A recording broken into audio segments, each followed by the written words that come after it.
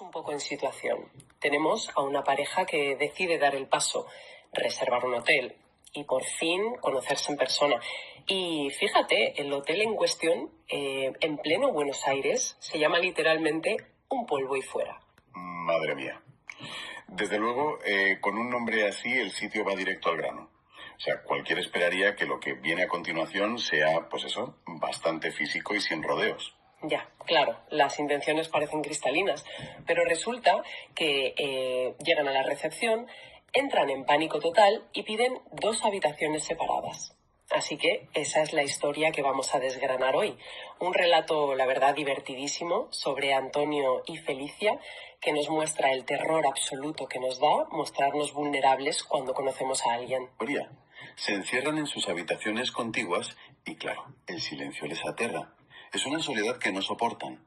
Y ahí es donde la cosa se pone surrealista. Porque en lugar de, pues no sé, afrontarlo, optan por llenar ese vacío de la forma más literal y caótica que te puedas imaginar esa primera noche. Empiezan a llamar a gente a escondidas para no sentirse solos. Sí, es tremendo. Felicia llama a un cocinero para que le lleve dulces y Antonio a una amiga suya, obsesionada con la moda, que por cierto no para de decir boludo en todo el rato. Totalmente. Y ojo que la cosa escala en las noches siguientes. Es que acaba desfilando por el hotel, a ver, un artesano ciego, un ex carnicero vegetariano, una informática que toca la flauta. O sea, yo me pregunto, ¿por qué montar semejante circo en vez de simplemente hablar entre ellos? Pues porque todas estas personas, por muy pintorescas que sean, funcionan como un escudo. Piensa en la ansiedad, en ese peso de tener que dar la talla frente a una nueva pareja. Claro, el famoso síndrome del impostor romántico, por llamarlo de alguna forma. Eso es. Al rodearse de esa multitud, de todas esas distracciones absurdas, evitan la intimidad real. O sea, si tienes a una informática tocando la flauta en tu cuarto, pues no hay espacio para enfrentarte a ti mismo ni a los silencios incómodos. Ya veo, ya. Bueno, vamos a desgranar esto un poco más porque es como si usaran a toda esta gente como los ruedines de una bicicleta, ¿no? Una especie de red de seguridad emocional enorme para no pegarse el batacazo. Me encanta esa analogía de los ruedines.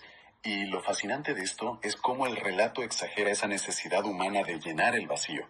Crean una farsa tremenda porque les aterra fracasar. De hecho, por la mañana se cruzan en el desayuno y, claro, se mienten a la cara. Ah, sí, cuando dicen eso de dormí como un tronco. Menuda cara tienen, después de pasar la noche escondiendo a media ciudad en las habitaciones. Exacto, mienten descaradamente. Pero aquí hay un punto clave. Si están tan aterrados de estar a solas y sin sus ruedines, ¿por qué salen del hotel por el día? Pues aquí es donde se pone muy interesante la cosa, porque no les queda otra. Sale el sol, están en Buenos Aires y ¿no te parece curioso que la ciudad actúe como el único elemento que no finge en toda la historia? Totalmente. Mientras las noches en el hotel son pura evasión, pura mentira, el día, la propia ciudad, los obliga a enfrentarse a la realidad y lo hace a través del entorno. Y vaya entorno, comen empanadas, milanesas, medialunas. Y hay un detalle del texto que a mí personalmente me pareció precioso. Felicia, que es ciega, nos cuenta cómo logra sentir los colores de la boca. Sí, ese pasaje es brillante, porque nos demuestra que Buenos Aires se puede escuchar, se puede oler. Es el ruido de los colectivos, los vendedores ambulantes, las discusiones de fútbol de fondo, ese olor a parrilla inconfundible. Claro, todo se convierte en una experiencia puramente sensorial para ambos. Y ahí, en medio de la calle, no hay escudos que valgan. Exacto. Y si conectamos esto con el panorama general de la historia, esa autenticidad cruda de la calle choca de frente con el teatro que montan por las noches. O sea que las experiencias sensoriales puras de Felicia y de Antonio en la ciudad, pues despojan a ambos de ese guión mental que se habían inventado, ¿verdad? Sí, porque es imposible mantener una pose de perfección de persona ideal cuando te estás pringando las manos con una empanada o cruzando una calle ruidosa. La ciudad los ancla al presente de una forma brutal. Ya, te entiendo. Y claro, mantener esa doble vida, ese nivel de farsa en el hotel, al final agota a cualquiera.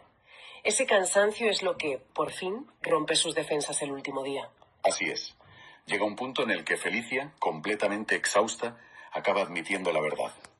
Reconoce que simplemente necesitaba no sentirse sola. Qué fuerte, ¿eh?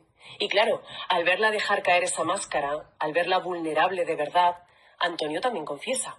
Sí, él admite que viajó hasta allí única y exclusivamente para conocerla a ella. Se dan cuenta por fin del tremendo error que ha sido invitar a tanta gente, a esa multitud, en lugar de conocerse desde el minuto 1. Pues sí.